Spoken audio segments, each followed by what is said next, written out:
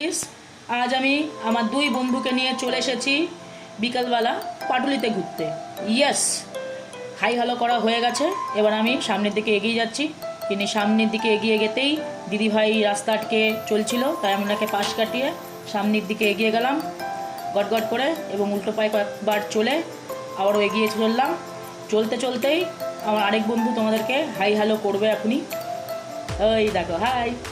এবং তারপরে আমার সামনে গিয়ে নজরে পড়লো একটা জিনিস। কি জিনিস? বাবা, কত বড় ব্রিজ! কিন্তু এই ব্রিজের একটা প্রবলেম আছে, এই ব্রিজ তোমরা শুধু দেখতেই পারবে, চড়তে কিন্তু পারবে না।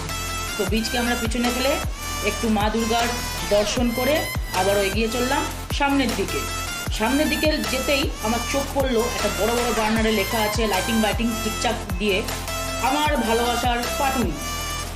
তো সেই ভালোবাসা পাটুলিকে মনের মধ্যে নিয়ে চলে গেলাম খাওয়া।